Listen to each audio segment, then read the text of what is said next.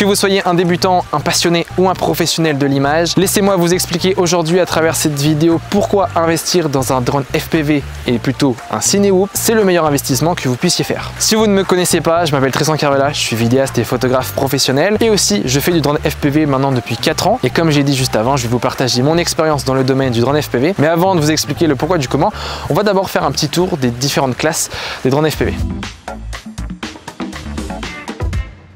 Alors, on a la première catégorie, c'est les 6 et 7 pouces. Ce sont des drones qui sont plus utilisés pour faire du long range. Long range, ça veut dire tout simplement du vol à longue distance, donc à plusieurs kilomètres de là où vous êtes. C'est des drones qui sont plutôt utilisés pour faire des images cinématiques et vous allez pouvoir faire aussi un tout petit peu de freestyle, même si c'est un petit peu plus dur puisque le drone est relativement grand et du coup, il est moins réactif. Ensuite, on a les 5 pouces qui là, c'est le couteau suisse du drone FPV. Ils peuvent faire du freestyle, ils peuvent faire de la course et ils peuvent faire de la cinématique. Par exemple en mid-range, en long range si vous avez des grosses batteries, mais c'est quand même plus recommandé de faire du long range avec un 6 ou un 7 pouces. Ensuite, on arrive à la catégorie d'aujourd'hui, les Cinewoop. Il y a 4 sous-catégories, il y a les 3,5 pouces, les 3 pouces, les 2,5 pouces et les 2 pouces. Ce sont des drones qui ont la particularité d'avoir des protections au niveau des hélices, ils sont très maniables à faible vitesse. Et ils sont assez polyvalents aussi, et ça on va revenir juste après. Et on finit par la dernière des classes, les Cinewoop, qui sont des tout petits drones de peu près 5 à 10 cm de long. Ce sont plus des drones de l'ordre du gadget, donc pas forcément utiles pour faire des images. Même si en vrai on peut en faire un petit peu. Mais alors pourquoi dans cette vidéo je vous recommande d'investir dans ce type de drone? Eh bien je vais vous le dire tout de suite. Eh bien comme j'ai dit avant, ce sont des drones qui ont des protections au niveau des hélices. Je vous avoue que c'est quelque chose qui me rassure, que ce soit au niveau du matériel, il y a moins de risque de casser, puisque déjà quand vous tapez par exemple dans une branche, bon vous voyez pas les branches ici, mais voilà des branches là par exemple. Okay. En fait, vous allez traverser l'arbre, donc la branche va juste rebondir contre la protection. Et aussi, il y a une sécurité tout simplement pour les personnes. Si jamais vous crashez votre drone ou alors que vous perdez le contrôle du drone et que vous percutez quelqu'un, ce que je ne souhaite pas quand même, bah ça va quand même limiter les dégâts puisque la personne ne sera pas exposée directement avec les hélices. Ensuite, le deuxième point, c'est des drones qui sont très faciles à manier en faible vitesse. Ça va vous permettre de tout simplement manier plus facilement le drone et que vous voulez faire par exemple du plan en intérieur ou du plan en extérieur, du plan à travers les arbres, c'est quand même beaucoup plus facile. C'est beaucoup moins puissant qu'un 5 pouces ou qu'un 6 ou 7 pouces. Donc c'est plus facile de faire des plans en s'immisçant à travers les obstacles. Évidemment, si vous prenez un 3,5 pouces, ce sera toujours plus puissant que si vous prenez un 2 pouces. Donc après, à vous d'ajuster en fonction de vos besoins, quel type de drone vous voulez. Maintenant, malgré leur faible vitesse, vous pouvez quand même accélérer relativement vite et je pense que dans la majorité des cas c'est assez suffisant. Évidemment vous n'allez pas pouvoir faire des plans de type Johnny FPV, mais voilà, vous pouvez quand même faire des plans assez sympas. Grosso modo, ce type de drone ça va entre 50 et 70 km/h max en fonction du tilt, donc en fonction de l'inclinaison, en fonction aussi des paramètres que vous lui apportez, donc ça va quand même relativement vite. Certes ça va pas à 100 km/h comme des 5 pouces voire 200 si vous le customisez vraiment bien votre 5 pouces.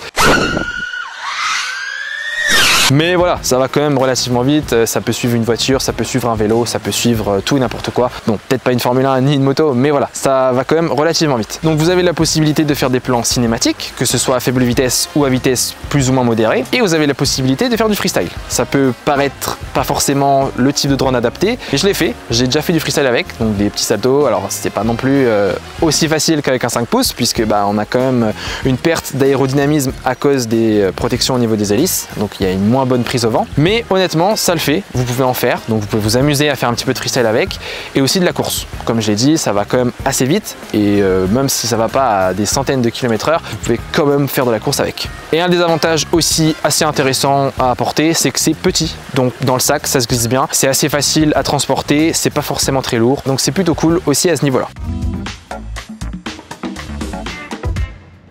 Bon, vu qu'il faisait un petit peu froid dehors, je me suis dit que j'allais continuer la vidéo en intérieur. Et du coup, je vais répondre dans cette partie à une question. À qui s'adressent les drones Cinewoop? Pour être franc avec vous, les drones Cinewoop s'adressent à deux types de personnes, les débutants et les professionnels. Si vous êtes un passionné et que vous avez déjà des drones de type FPV ou des drones de manière générale, les Cinewoop c'est peut-être moins intéressant pour vous et je vais vous expliquer tout ça tout de suite. Pour les débutants, eh bien c'est assez intéressant d'acheter un drone Cinewoop, tout simplement parce que ce sont des drones qui sont, comme je l'ai dit, maniables à faible vitesse, qui en plus de ça embarquent des protections au niveau des hélices et qui sont pas non plus très réactif. Donc lors de vos premiers vols, vous allez mieux appréhender et vous serez beaucoup plus serein en cas de crash. Même si évidemment, il ne faut jamais faire voler un drone FPV sans vous être entraîné sur un simulateur, puisque ce sont des drones qui ne se comportent pas du tout de la même manière que les drones classiques. C'est des drones qui sont plus difficiles à manier et pour ça, il faut s'entraîner sur un simulateur. D'ailleurs, si jamais ça vous intéresse, j'ai sorti une vidéo sur Trip FPV, un des meilleurs simulateurs selon moi de drone FPV. Je vous mets un lien dans la description ou juste ici avec une petite fiche. Maintenant, si vous êtes un passionné et que vous avez déjà un drone de type classique, par exemple un Mavic, ou que vous avez déjà un drone FPV, avoir un Cinewoop, c'est pas forcément primordial. Ça peut être assez intéressant, peut être utile dans certaines situations, ça va vous apporter des prises de vue différentes, mais voilà, je pense que honnêtement, ce n'est pas non plus une nécessité. Et là où ça peut être très intéressant, c'est pour les professionnels. Si vous êtes un vidéaste et que vous cherchiez à avoir un drone FPV, eh bien acheter un Cinewoop, ça peut être assez intéressant pour vous. Alors vous allez me dire, mais Tristan, c'est quand même mieux d'acheter un 5 pouces, c'est plus spectaculaire, on peut faire plus de choses, les drones vont plus vite, c'est quand même incroyable le rendu, c'est vrai. Mais avoir un Cinewoop, par expérience, eh bien j'ai trouvé ça beaucoup plus intéressant, beaucoup plus adéquat en fonction des prestations que j'avais, puisqu'on va pas se mentir qu'aujourd'hui les vidéastes, en tout cas le vidéaste monsieur madame tout le monde, va couvrir soit du mariage, soit du corporate, donc pour des entreprises, soit de l'événementiel ou soit du sport. Et avoir un 5 pouces, mis à part si vous êtes Johnny FPV et que vous couvrez des sports extrêmes ou que vous volez dans des endroits, des paysages magnifiques et surtout très grandioses, bah voilà, ça va pas vous servir à grand chose d'avoir un 5 pouces. Je vais vous donner une petite anecdote par rapport à une prestation que j'ai fait en 2023 avec mon 5 pouces, le Nazgul 5 V2. Ouais, je sais, c'est un nom qui claque. J'avais couvert une prestation dans un parc aquatique et le gros problème de cette vidéo, même si elle est très spectaculaire et qu'en vrai le rendu est plutôt sympa, eh bien c'est tout simplement que on voyait pas forcément le parc. Alors, on le voit évidemment, mais on le distingue. On comprend pas trop forcément ce qu'il y a comme module. On a à peine le temps de voir ce qu'il y a que le drone a déjà traversé le parc et il faut savoir que le parc faisait à peu près 300 à 400 mètres de long. Donc voilà, on est quand même sur des drones qui vont relativement vite. En l'espace de 2-3 secondes, on a traversé tout le parc et j'ai refait du coup la même prestation l'année dernière en 2024 avec mon nouveau drone ici, le Cineon Z35 de chez Axis Flying. Encore une fois, un nom qui claque. Et pour être honnête avec vous, eh bien c'est un type de drone qui est beaucoup plus adéquat dans ce type de prestation. On a beaucoup plus le temps de comprendre et de visualiser qu'est-ce qu'il y a dans le parc. Le drone va beaucoup moins vite, donc en plus de ça, c'est un petit peu moins dangereux quand même pour les personnes qui y sont dessus, d'autant plus qu'il y a des protections au niveau des hélices. Mais donc du coup, eh bien le Cinewoop était beaucoup plus intéressant pour ce type de prestation que le 5 pouces. Donc voilà, si vous êtes à la recherche d'un drone FPV, je vous conseille plus particulièrement d'acheter un Cinewoop parce que la plupart du temps, vous allez couvrir, comme je l'ai dit, du mariage, du corporate, de l'événementiel et du sport qui est plutôt lent. Ici, ça va être très simple. Si vous n'avez pas forcément envie de vous prendre la tête ou que vous êtes un débutant, que vous avez envie d'acheter un drone juste pour du loisir, partez sur un DJI. Tout simplement parce que vous allez acheter votre drone, vous allez le recevoir et vous allez le faire voler. En plus de ça, ces drones embarquent des assistances, donc vous serez beaucoup plus serein lors de vos premiers vols. Et il n'y a pas tout un casse-tête à essayer de comprendre avec l'électronique. Voilà, vous avez juste votre drone, votre masque, votre radiocommande. Tout ça va être appairé très facilement et vous allez faire voler très rapidement. Mais si maintenant vous êtes un professionnel ou que vous avez envie de vous investir dans un drone FPV, acheter des drones de ce type, c'est vrai que c'est peut-être la meilleure option. Si vous avez envie de vous investir, bon bah ça paraît assez logique, hein, vous avez envie de comprendre comment ça fonctionne, quels composants dirigent le drone, etc., etc. Et si vous êtes un vidéaste professionnel, eh bien acheter un drone DJI Avata, ça peut vous causer des problèmes. En fait, imaginons que vous avez 3 prestations dans la semaine, que vous avez une prestation lundi, mercredi et vendredi. Le lundi, vous faites votre premier vol et tout se passe bien, et le mercredi, vous faites votre vol. Et là, le gros problème, c'est que vous avez un crash. Vous foncez dans un arbre, vous avez une perte de signal, le drone tombe par terre, il est cassé. Comment vous allez faire? Vous allez le réparer?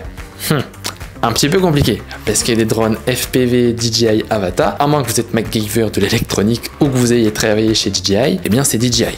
Et ce seront eux qui pourront le réparer. Donc du coup, vous allez devoir l'envoyer en SAV, ils vont devoir le réparer, ça va sûrement vous coûter des frais, et ça ne va pas durer 1 heure. Donc le vendredi, si vous aviez une prestation, eh ben, vous allez sûrement devoir dire à votre client, bah désolé, j'ai plus de drone. Il est en réparation. Donc c'est pour ça que si vous êtes un vidéaste professionnel, c'est plus intéressant d'acheter ce type de drone. Déjà, au moins, vous connaissez votre matériel, donc vous paraissez beaucoup plus pro. Et en plus, si vous avez un pépin avec votre drone, eh bien, vous pourrez le réparer vous-même. Ça va vous demander évidemment des petites compétences en électronique, mais si moi j'ai réussi à le faire en soudant un GPS sur mon ancien drone, je pense que vous aussi vous pouvez le faire puisque je n'avais aucune compétence dans la soudure. Donc voilà. Après, évidemment, vous faites ce que vous voulez.